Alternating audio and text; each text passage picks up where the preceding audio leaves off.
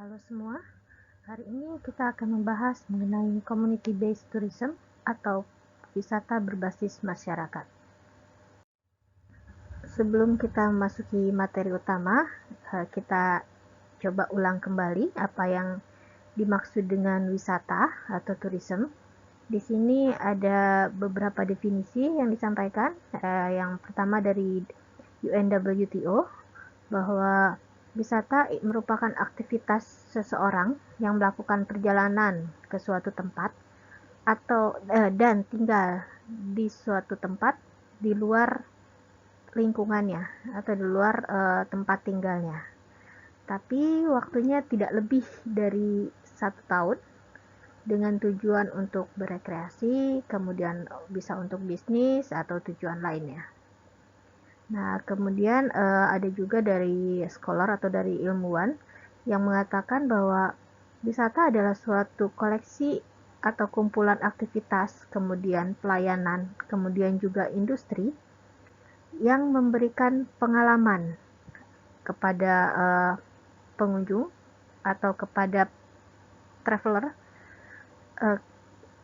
dan itu juga memberikan pelayanan yang berupa transportasi, akomodasi, kemudian makanan, minuman, dan yang lain-lain. Itu kan termasuk dalam industri wisata.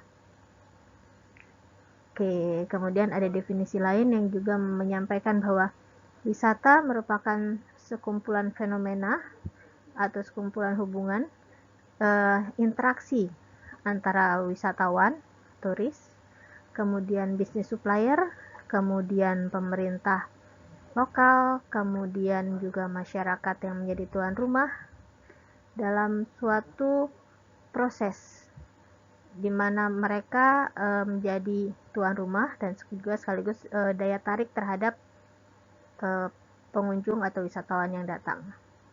Oke, jadi kalau di sini wisata itu terdiri dari beberapa hal ya, bisa terdiri dari suatu perjalanan, kemudian juga pengalaman, mengalami sesuatu hal, the experience-nya. Kemudian juga melibatkan industri.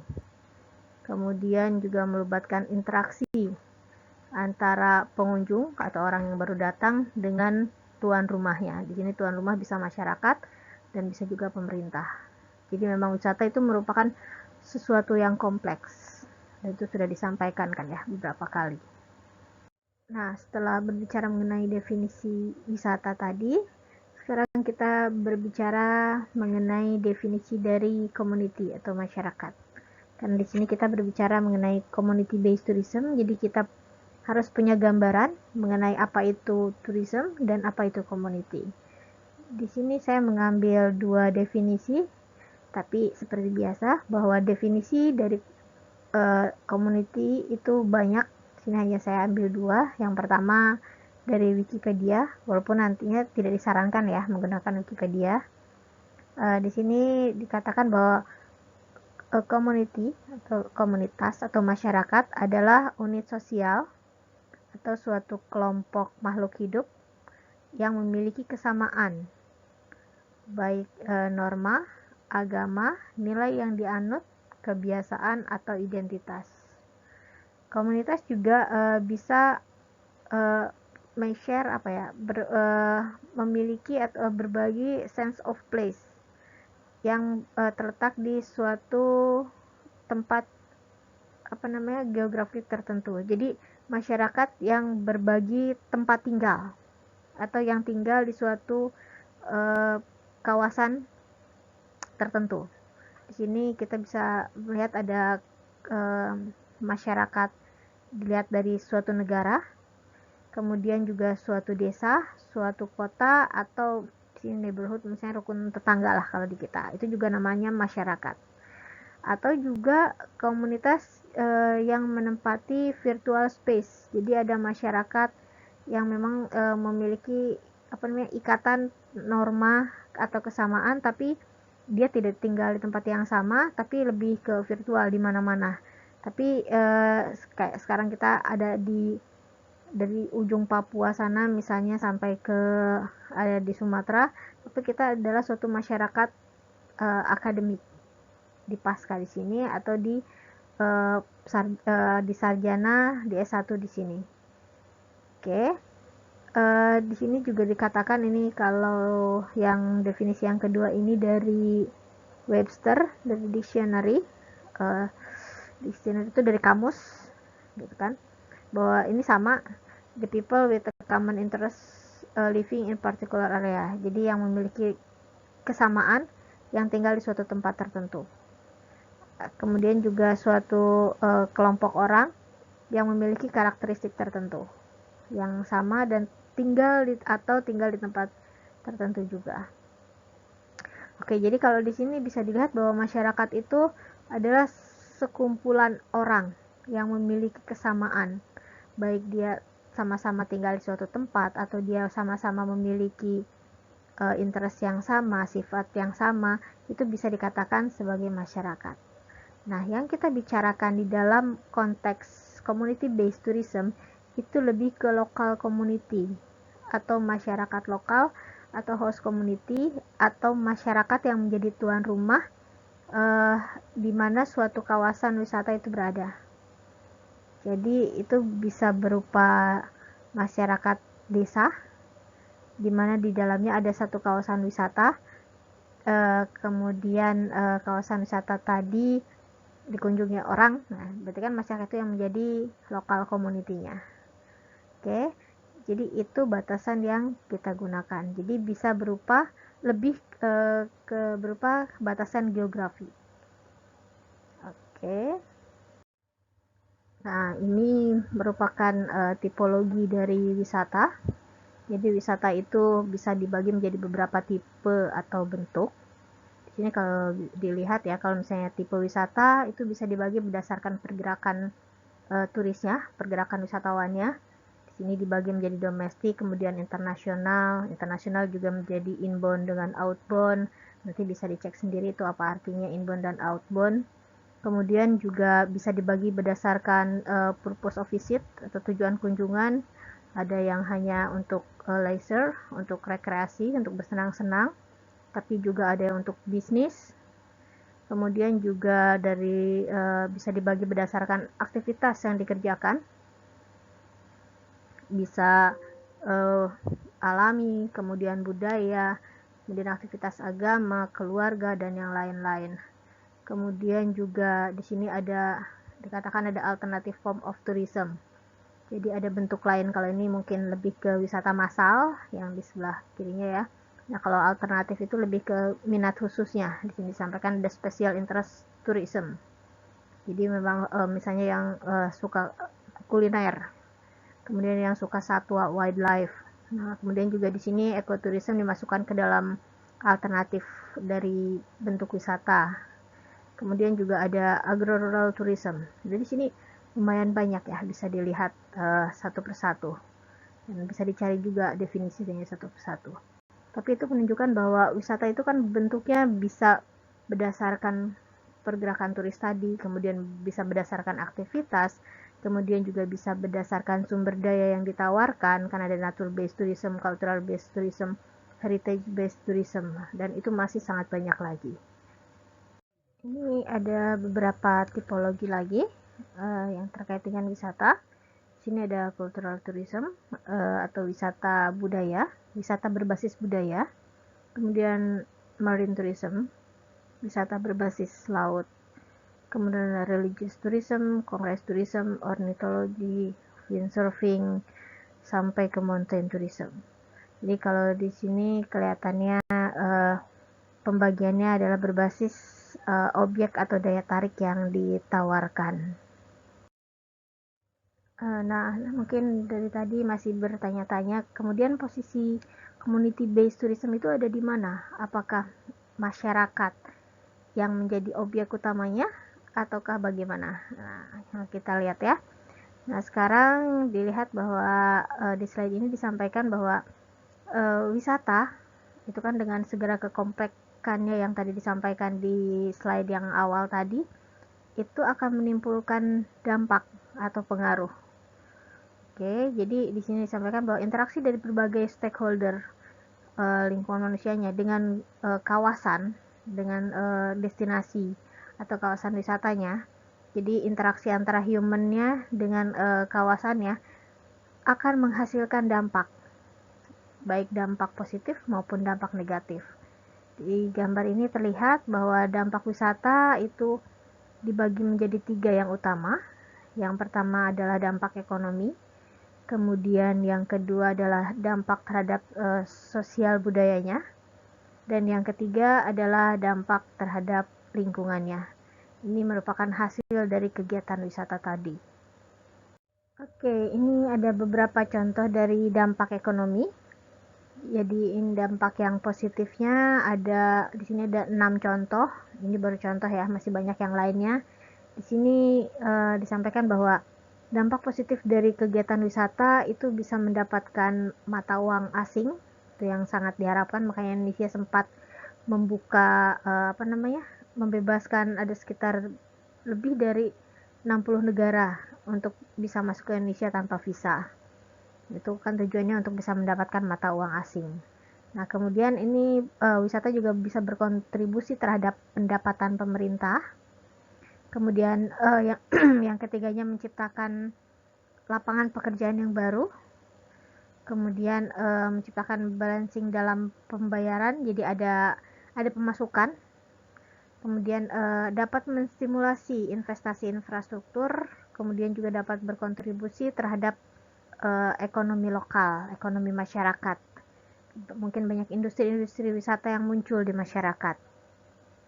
Oke, tapi di sini dampak negatifnya ternyata lebih banyak ya. Ada 8. Yang pertama bisa mengakibatkan inflasi. Kemudian opportunity cost, nanti bisa dicari sendiri contohnya seperti apa. Kemudian adanya dependensi atau ketergantungan. Kadang-kadang masyarakat yang sudah berubah, dulunya petani, kemudian dia sekarang terbiasa menjadi tukang ojek karena lebih gampang, jadi lebih tergantung kepada ada tidaknya wisatawan, gitu kan. Nah, kemudian yang keempat adalah seasonality. Ya, kita tahu sendiri kalau wisata itu tidak sepanjang hari dan tidak sepanjang tahun, tidak sepanjang minggu maksudnya. Kan kalau wisatawan yang lokal itu kan banyak peak seasonnya itu biasanya Sabtu Minggu atau kalau nggak di libur-libur sekolah. Kalau orang asing juga pada bulan-bulan tertentu. Jadi ada bulan-bulan yang banyak pengunjungnya, ada bulan-bulan yang kosong. Nah, kemudian juga ada kebocoran, nomor 5 ini. Ini maksudnya bahwa pendapatan itu atau pendapatan yang tadi diharapkan dari pengunjung yang datang itu belum tentu dinikmati oleh masyarakatnya atau oleh pemerintah kita.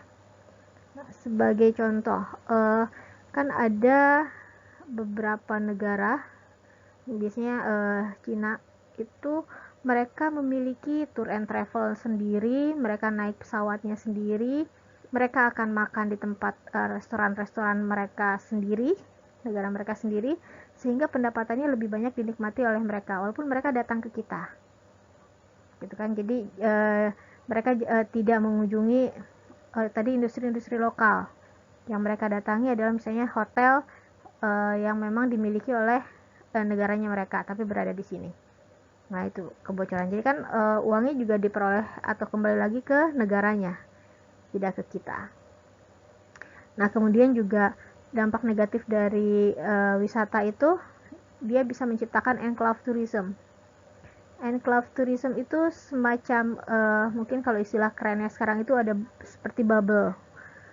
Jadi ada suatu tempat, suatu kawasan yang memang khusus untuk wisata dan dia tidak melibatkan masyarakat sekitar. Sebagai contoh, kalau dulu di sini di Gunung Halimun itu ada satu resort yang dia dimiliki oleh orang Jakarta. Jadi tamunya dijemput seperti yang orang Cina tadi, tapi ini lebih banyak terjadi di lokal. Jadi mereka datang dari Jakarta, dijemput oleh dari resortnya tadi, kemudian mereka datang ke resort dan mereka hanya beraktivitas di resort. Jadi semua manfaat itu dirasakan oleh pemilik resortnya tadi, tidak melibatkan masyarakat di sekitarnya. Oke, itu contoh dari enclave tourism. Nanti kalau ingin tahu bisa baca lagi sendiri.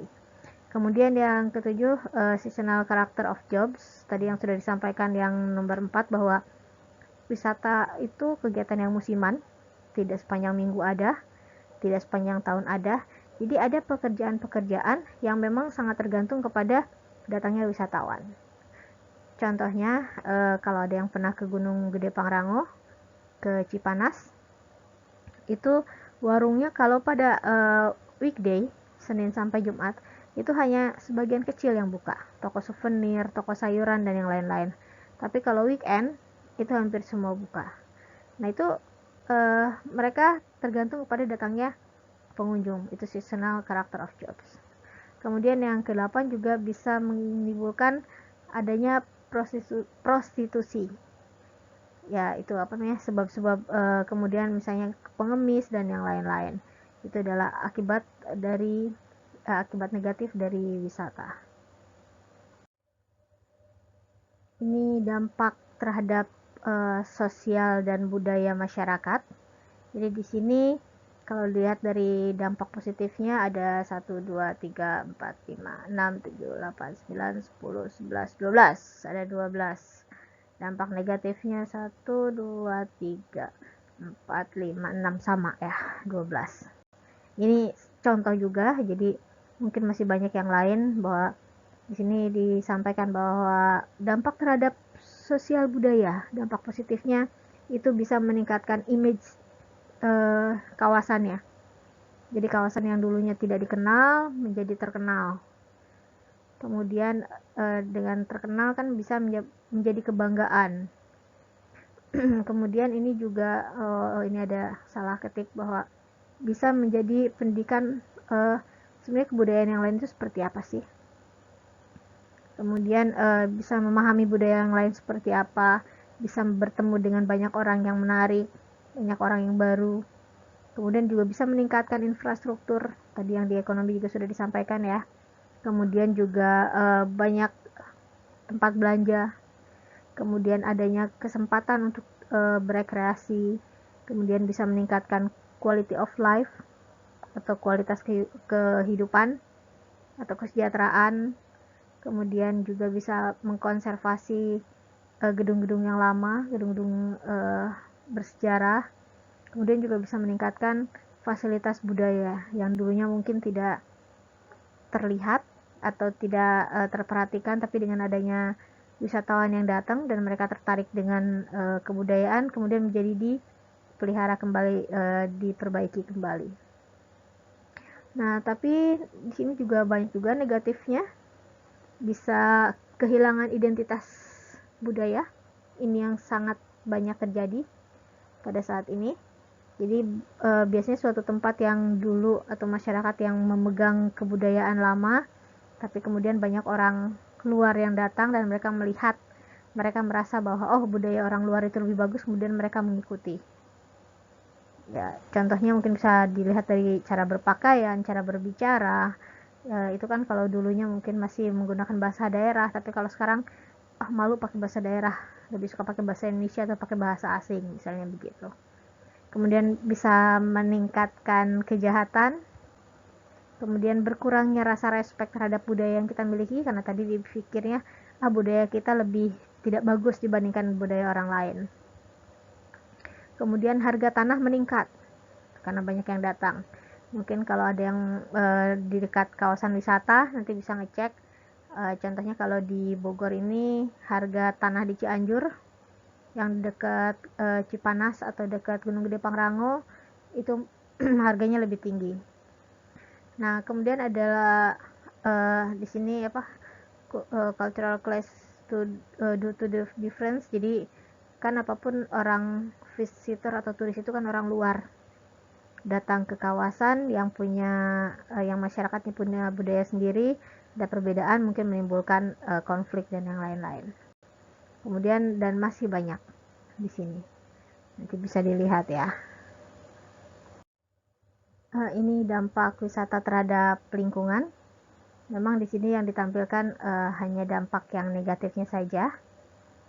Nah, kalau yang dampak positifnya ada juga, nanti bisa dicari sendiri. Tapi di sini ditunjukkan bahwa berbagai kegiatan yang dilakukan dalam wisata itu bisa mengganggu lingkungan. baik satwa, kemudian tumbuhan maupun lingkungan fisiknya. Oke, di sini bisa dilihat satu-satu ya.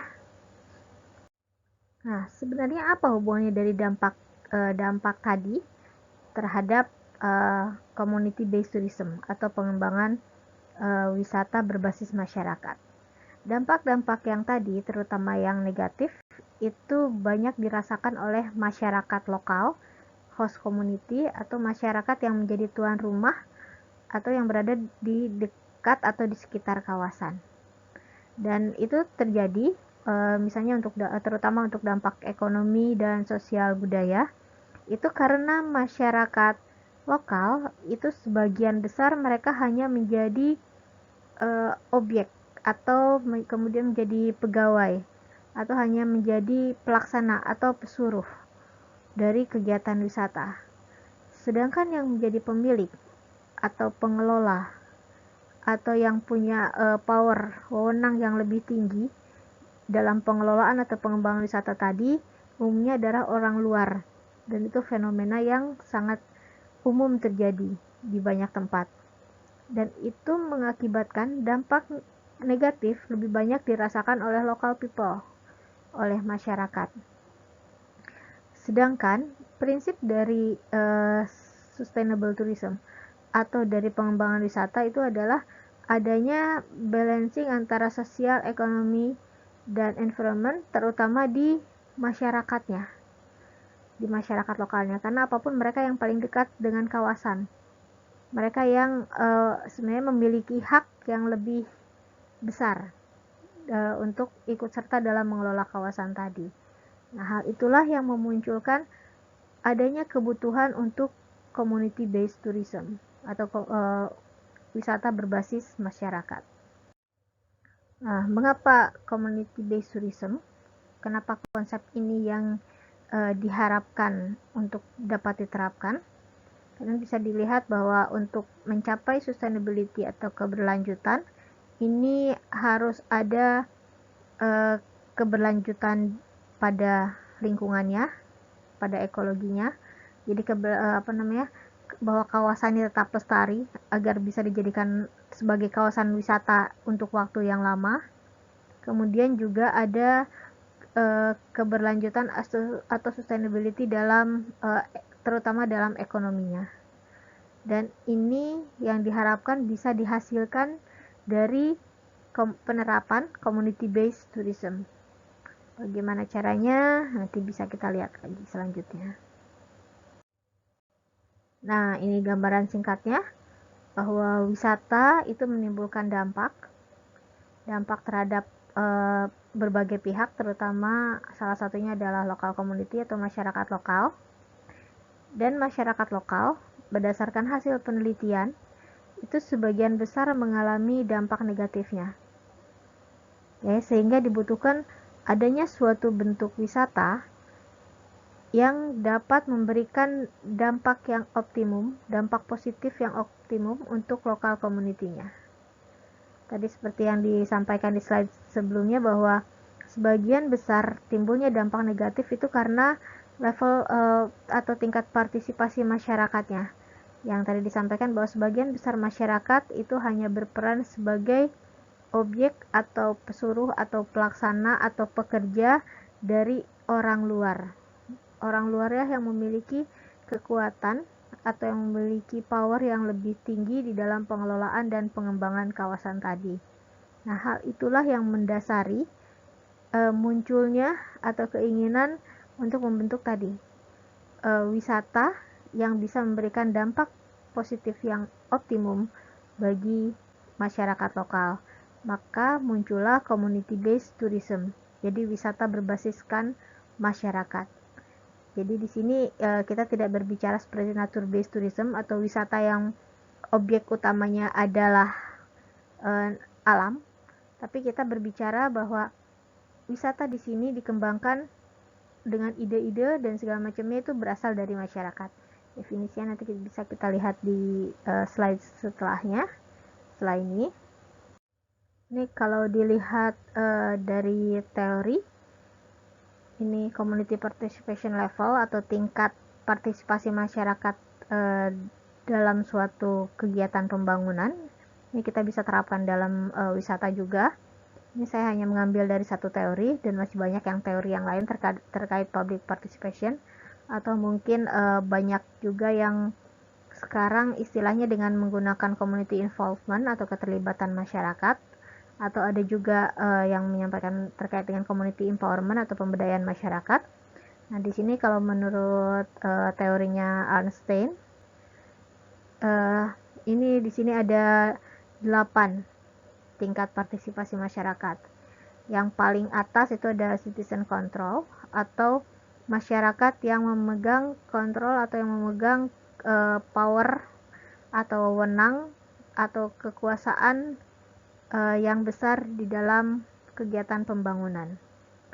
Nah, yang paling bawah itu adalah manipulasi dan terapi, dan itu dikatakan bahwa no power, bahwa masyarakat itu tidak memiliki wewenang apapun. Jadi mereka hanya mendapatkan informasi, mereka hanya mendapatkan berita-berita saja terkait kegiatan pembangunannya, tapi mereka tidak ikut serta di dalam pembangunan tersebut. Sini, nah ini kalau berdasarkan penelitian, masyarakat lokal itu biasanya ada di bawah atau paling tidak hanya ada di tengah.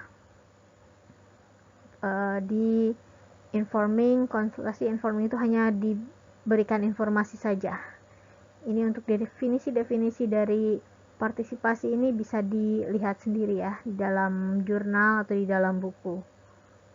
Kemudian untuk community based tourism sendiri, ini diharapkan sebenarnya community ini akan ada di yang paling atas di citizen control ini, bahwa masyarakatlah yang memiliki kontrol atau kekuasaan atau power atau authority yang besar di dalam pembangunan wisata.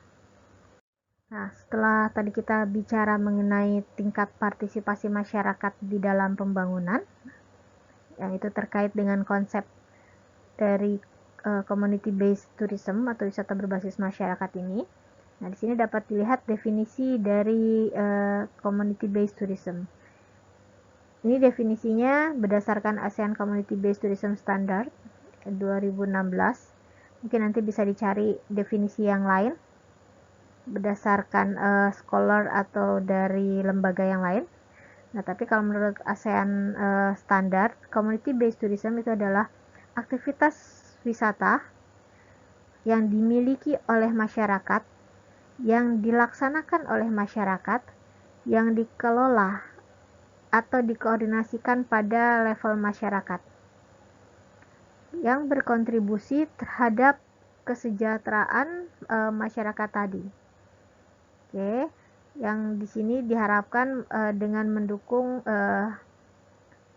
keberlanjutan dari livelihood-nya, kemudian melindungi dari nilai sosial budayanya, nilai alaminya, dan juga heritage atau peninggalan-peninggalannya. Jadi bisa dilihat di sini bahwa semua power citizen control tadi ya, bahwa power tadi itu dimiliki oleh masyarakat.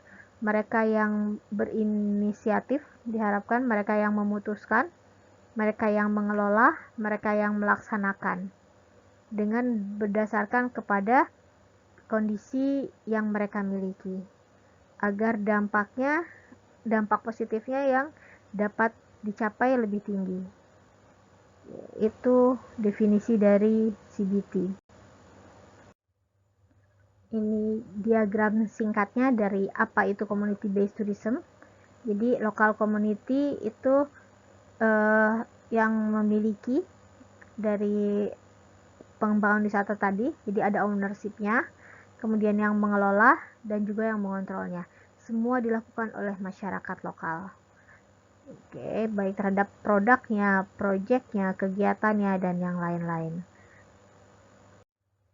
Di slide ini menjelaskan beberapa karakteristik yang melekat pada community based tourism, bahwa community based tourism itu adalah suatu bentuk dari tata kelola wisata yang memberikan kesempatan kepada masyarakat lokal untuk mengontrol dan aktif terlibat di dalam pengelolaan dan pengembangan wisatanya. Oke, kemudian karakteristik lainnya, tata kelolanya itu dapat memberikan kesempatan bagi masyarakat yang tidak terlibat secara langsung di dalam industri wisata untuk juga mendapatkan manfaat atau benefit dari wisata tadi. Kan tidak mungkin kalau misalnya ada satu kawasan wisata, kemudian seluruh masyarakatnya terlibat di dalam kawasan tadi. Kan tetap harus ada yang bekerja di tempat yang lain kan. Tidak mungkin semua menjadi pemandu, tidak mungkin semua menjadi penyedia akomodasi, tidak mungkin semua menjadi penyedia transportasi untuk wisatawan. Kan wisatawan yang datang juga belum tentu sebanyak penduduk masyarakatnya tadi, penduduk desanya tadi. Jadi kalau di sini ada semacam benefit sharing. Jadi ada orang yang bekerja di kawasan wisata tadi dan ada orang yang bekerja tidak sebagai tourism industrinya. Jadi mungkin ada yang sebagai petani atau ada yang sebagai guru dan yang lain-lainnya. Tapi mereka tetap merasakan manfaat dari keberadaan wisata tadi. Nah, ini biasanya sistemnya dengan benefit sharing atau dengan pola-pola pembagian keuntungan tertentu yang itu bisa diatur oleh masyarakat itu sendiri. Nah, tapi untuk bisa melakukan kedua hal ini itu membutuhkan adanya suatu upaya pemberdayaan atau peningkatan kapasitas masyarakat, atau mungkin kalau banyak yang mendengar community development. Nah, ini juga harus selain tadi itu harus ada juga democratic and fair distribution of benefit yang tadi disampaikan di yang kedua ya, bahwa adanya pembagian keuntungan yang adil bagi masyarakat-masyarakat yang memang tidak bisa terlibat, atau banyak juga yang menyebutkan adanya masyarakat marginal, minoritas, misalnya mungkin perempuan, anak-anak, atau yang elderly yang sudah sepuh dan yang lain-lain, itu agar mereka semua bisa mendapatkan manfaat dari wisata tadi. Itu beberapa karakteristik yang melekat atau yang harus ada di dalam community based tourism. Di slide ini dijelaskan beberapa atribut atau elemen yang harus ada pada pengembangan CBT atau community based tourism, yaitu yang pertama bertujuan untuk memberikan benefit kepada masyarakat lokal, terutama masyarakat yang rural itu yang berada jauh dari kota, dari urban ya. Kemudian indigenous people atau people di small town. Jadi memang lebih banyak community based tourism ini membahas masyarakat-masyarakat yang berada di pedesaan atau jauh dari urban area. Oke, kemudian juga hosting tourist in local community, jadi lokal community-nya yang menjadi tuan rumahnya. Kemudian mengelola skema wisatanya secara bersama masyarakatnya. Kemudian sharing the profit equitably, jadi fair atau adil dalam membagi benefit sharing tadi atau keuntungan yang didapatkan dari wisata tadi. Kemudian juga menggunakan bagian dari keuntungan atau sumber daya tadi untuk membangun masyarakatnya kembali, atau untuk memelihara dan melindungi budaya atau lingkungan dari masyarakat yang dimiliki oleh mereka, yang akan menjadi aset untuk wisatanya. Kemudian juga dalam CBT ini harus melibatkan masyarakat di dalam perencanaannya juga, baik dari awal maupun di sini disampaikan ongoing decision making. Jadi setiap ada pengambilan keputusan untuk kegiatan apapun dalam pengembangan wisata tadi, itu harus melibatkan masyarakat, maupun dalam pembangunan, dalam pelaksanaannya, bahkan sampai yang evaluasi dan kontrolinya tadi. Ingat yang slide sebelumnya ya, bahwa masyarakat itu harus ada kepemilikannya sampai mengontrol dari pengembangan wisata tadi. Nah, itu adalah atribut-atribut dari CBT. Jadi it's all about the community. Berikutnya kita akan melihat bagaimana proses perencanaan dari CBT tadi. Kan it's all about community ya. Jadi kalau misalnya yang pernah ikut mata kuliah rekreasi alam dan ekowisata di KSH di S1, itu yang pertama kita lakukan biasanya melakukan identifikasi dan inventarisasi sumber daya kawasan, sumber daya wisata. Dan kita lebih fokusnya di fisik, biologi, sosial budaya. Oke, nah bisa dilihat di sini perbedaannya. Karena kalau untuk RAE itu kita lebih ke nature based tourism, jadi kita menawarkan alam sebagai objek dan daya tarik utama dari perencanaan wisata. Nah, sedangkan kalau untuk community based tourism berarti community-nya dulu yang menjadi fokus utama. Nah, di sini bisa dilihat. Nah, coba dicari yang nomor 1. Lihat nomor 1 itu yang pertama dilakukan adalah Community Assessment and Organization Development Phase. Jadi yang pertama dilakukan itu kita melihat kondisi masyarakatnya. Kita menilai kondisi masyarakatnya. Yang ASEAN tadi, yang definisi CBT tadi yang saya ambil definisinya itu, dia sudah membuat satu panduan untuk bagaimana membangun community based tourism. Kemudian juga WWF itu juga membuat guideline bagaimana mengembangkan community based tourism. Nah, di awalnya itu tadi kita melihat dulu kesiapan dari masyarakatnya tadi, kondisi dari masyarakatnya tadi. Nah, setelah itu kita baru ke arah yang nomor 2, yang planning and preparation phase-nya, dan di situ kita juga melihat ada tourism resource inventory. Jadi di sini kita bisa lihat urutannya seperti ini. Nomor 1, nomor 2, nomor 3-nya delivery phase-nya, kemudian ada monitoringnya. Inilah kira-kira gambaran kalau kita ingin melakukan atau mengembangkan community based tourism, berarti yang pertama kita lakukan adalah kita bangun, kita siapkan masyarakatnya dulu. Setelah itu kita mulai menggali secara lebih dalam. Tentu di tahap 1 juga ada invent dan identifikasi untuk potensinya ya. Karena kalau misalnya memang masyarakatnya mau banget mengembangkan tapi ternyata potensinya masih kurang, itu kan akan agak sulit juga. Jadi memang tetap dilakukan, tapi yang menjadi porsi utamanya adalah penyiapan masyarakatnya dulu, baru ke arah yang lainnya. Nah, ini untuk skemanya bisa diperhatikan sendiri ya, bisa dilihat sendiri bahwa setelah dari community assessment itu kemana arahnya, planning preparation, kemudian ke delivery phase, kemudian ke monitoring and evaluasi. Dan di sini aspek-aspeknya ada. Kalau ingin lebih jelasnya lagi, di sini ada scholar nama-nama penulis dari proses ini. Nah, ini tahapan yang dibuat oleh WWF untuk pengembangan ekowisata berbasis masyarakat. Karena kalau WWF kan memang fokusnya lebih ke wildlife ya, ke nature, ke alam. Makanya di sini dia mengembangkannya langsung community based ecotourism. Tidak hanya community based tourism. Kalau community based ecotourism berarti memang fokusnya ke masyarakat dan juga dengan objek utamanya dengan alam. Oke, ini ada 4 tahapan kalau yang dibuat oleh WWF. Jadi ada harus memperhatikan apakah memang ekowisata itu sesuai untuk dilakukan di kawasan tadi. Jadi melihat potensi untuk konservasinya, kemudian melihat prakondisinya.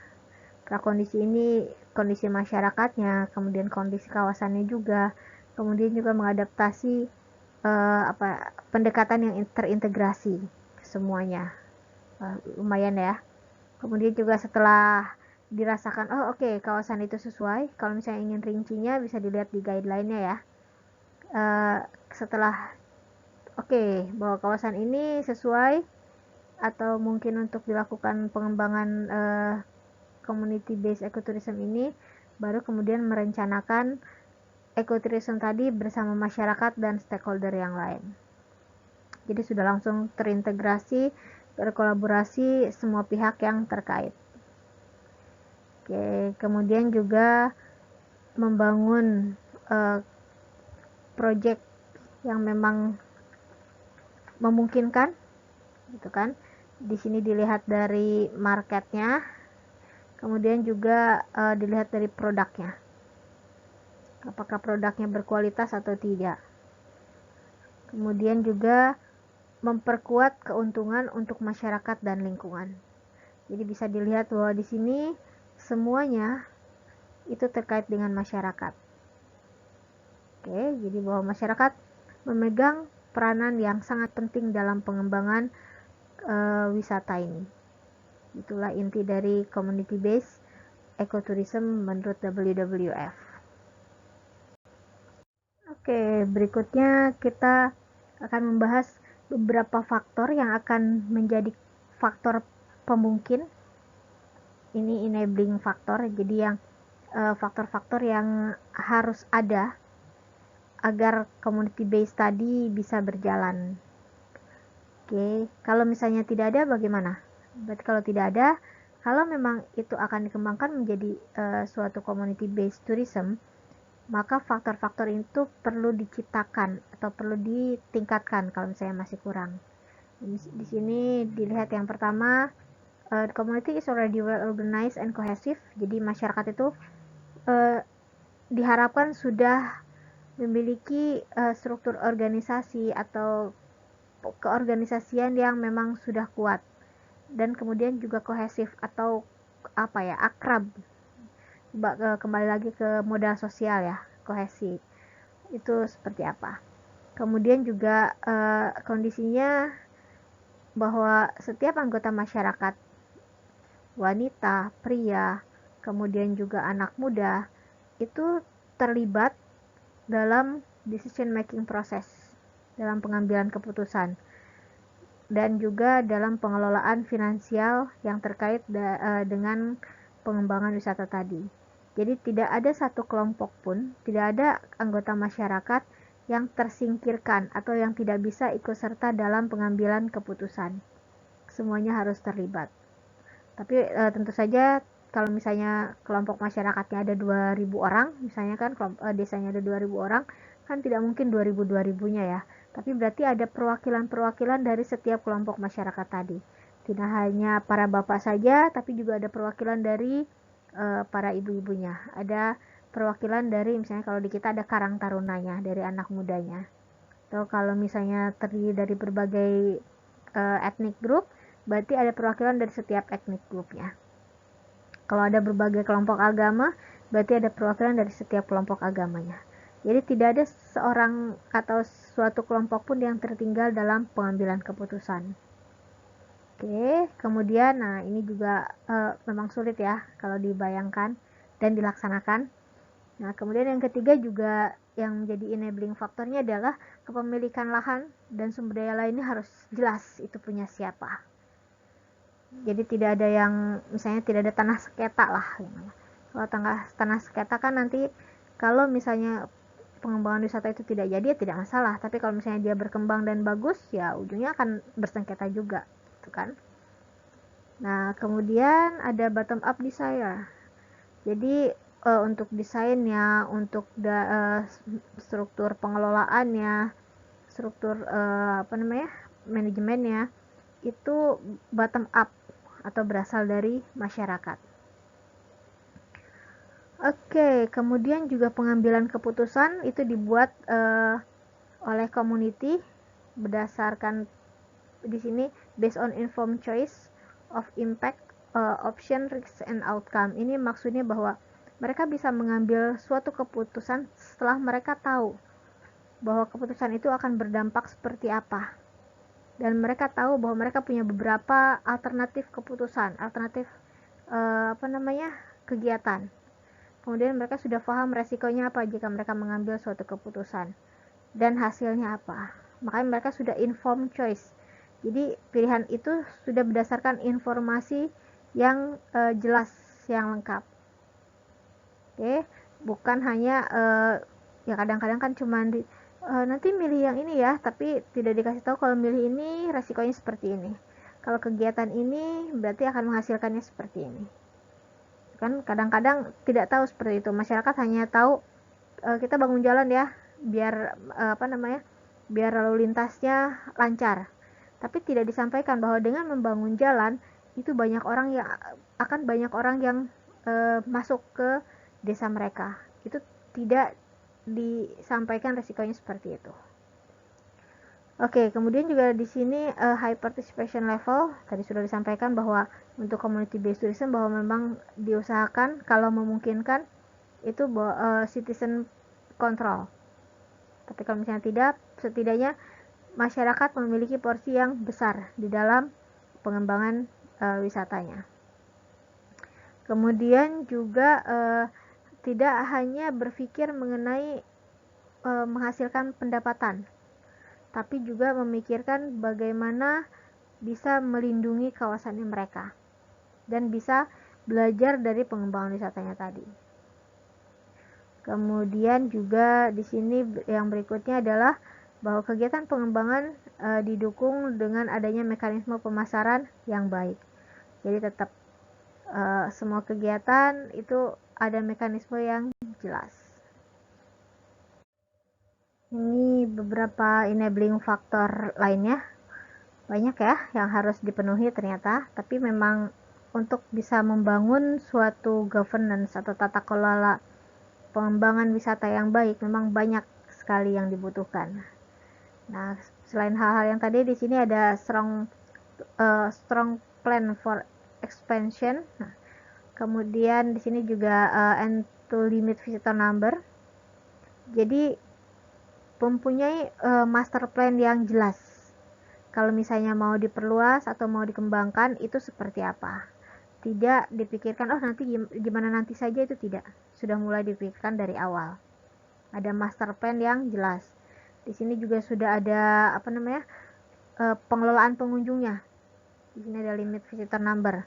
Jadi bagaimana agar pengunjung itu tidak melebihi daya dukung dari kawasan, dari masyarakat yang ada, untuk melindungi yang tadi, dampak yang negatif tadi.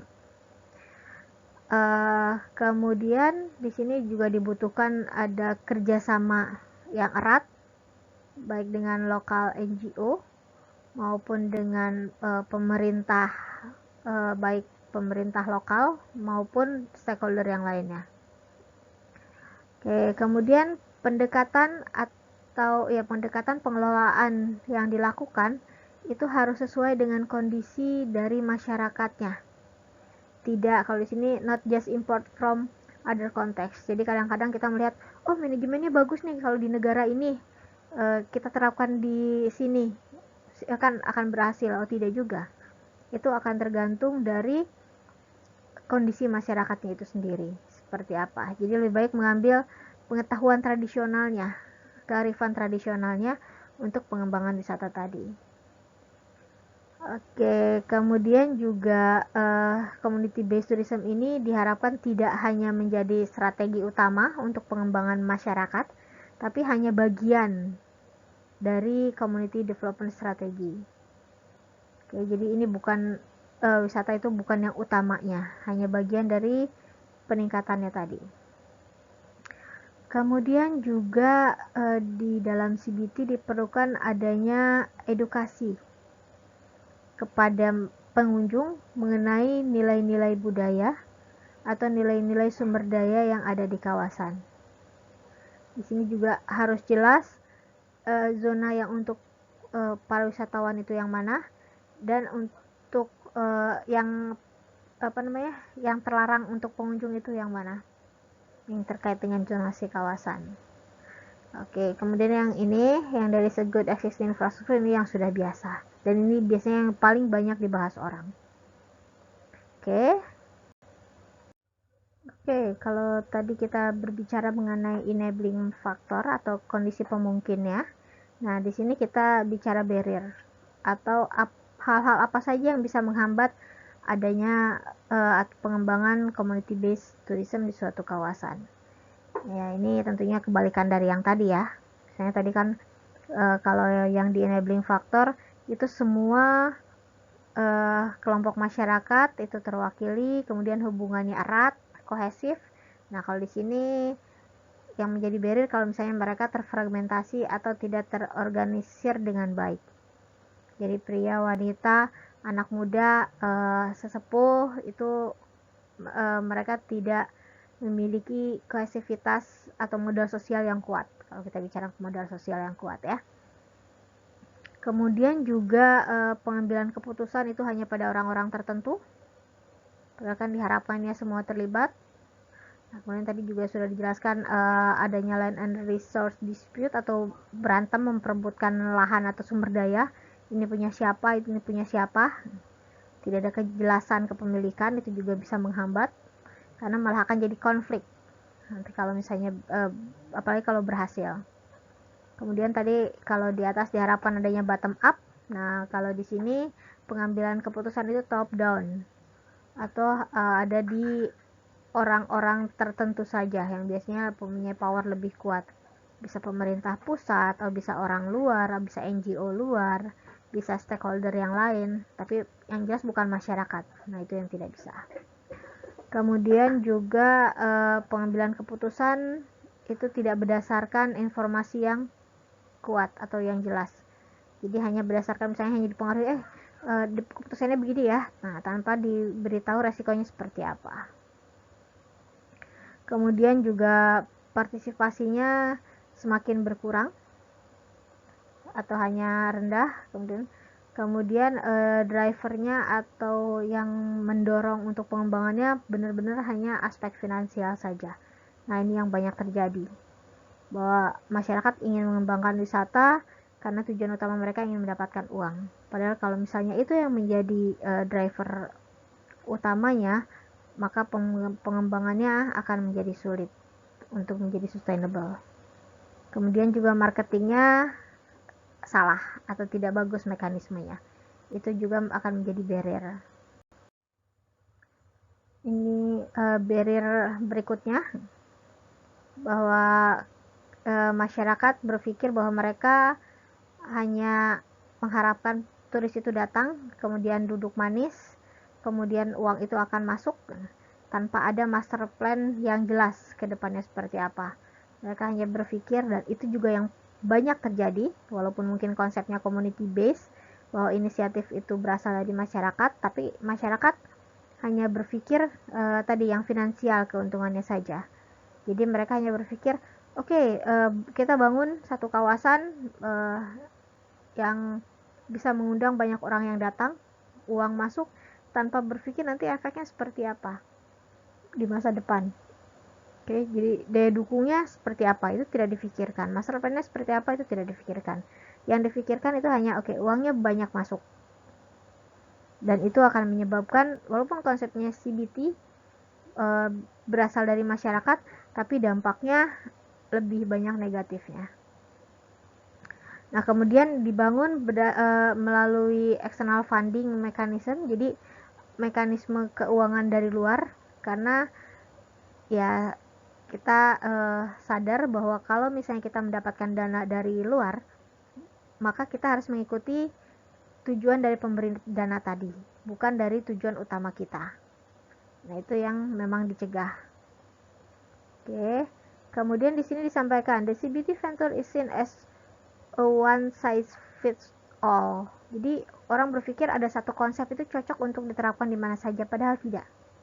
Tadi disampaikan di atas bahwa kita harus disesuaikan dengan konteksnya, konteks dari masyarakatnya tadi, dari kondisi masyarakatnya tadi, dari kearifan tradisionalnya, dari karakteristik masyarakatnya. Jadi konsep yang bagus di satu tempat, misalnya kan kalau sekarang banyak desa wisata atau CBT itu banyak yang terjadi atau banyak yang berhasil di Jawa, di Yogyakarta, contohnya seperti itu. Nah, mungkin orang Sumatera atau orang Papua melihat itu bagus tuh, kemudian diterapkan di sana, padahal itu belum tentu sesuai. Mungkin kita bisa melihat prinsipnya seperti ini, konteksnya seperti ini, disesuaikan dengan kondisi yang di kita. Oke, kemudian juga di sini dikatakan bahwa CBT is seen as a quick fix way up and out of poverty cycle. Jadi yaitu tadi, ini kembali lagi ke finansial, bahwa masyarakat melihat bahwa kita bangun wisata di kawasan kita, hanya untuk mendapatkan keuntungan finansial, kemudian biar kita bisa keluar dari kemiskinan lah, istilahnya kan begitu ya. Tapi tidak dipikirkan secara matang bagaimana master plan-nya, bagaimana kedepannya, bagaimana resikonya. Oke, kemudian di sini tidak ada usaha untuk menginform pengunjung atau mengedukasi pengunjung mengenai kondisi lokal, sehingga mereka tidak bisa menghargai, atau pengunjung tadi tidak bisa menghargai keunikan dari kawasan tadi. Padahal edukasi itu kan penting untuk pengunjung menyadari ada resource yang unik di sini. Oke, dan kemudian juga yang terakhir bahwa infrastruktur itu tidak layak lah ya. Kemudian juga investasinya tidak banyak. Nah, ini hal-hal yang memang kita sadari masih banyak terjadi di kawasan-kawasan wisata di kita. Walaupun konsepnya atau konteksnya community based tourism, tapi tadi antara finansial dengan konservasi dengan lingkungan itu biasanya finansial yang memegang peranan lebih utama, dan itu yang membuat pengembangan wisata tadi ya memang pada awalnya akan bagus tapi tidak sustainable. Mungkin sebagai contoh mudah kita bisa lihat banyak sekarang kan kawasan-kawasan wisata, misalnya kemarin tuh apa yang desa di atas langit atau apa gitu kan, dan kemudian semua orang tahu, semua orang datang, kawasannya rusak, kemudian setelah itu tidak banyak lagi yang datang. Nah, itu sebenarnya yang dicegah. Jadi konsep dari CBT ini diharapkan bahwa masyarakat bisa membangun kawasannya secara sustainable sesuai dengan keinginannya mereka. Jadi mereka bisa mendapatkan keuntungan, lingkungannya juga, dan itu jangka panjang. Oke, kita sampai ke slide terakhir, yaitu ucapan terima kasih. Kalau misalnya masih bingung, masih banyak yang ingin ditanyakan, dipersilahkan. Karena bingung itu adalah salah satu tahapan dari berpikir. Oke, mudah-mudahan setidaknya Anda semua mendapatkan gambaran apa sih yang dimaksud dengan community based tourism. Oke, terima kasih. Mudah-mudahan apa yang saya sampaikan ada gunanya.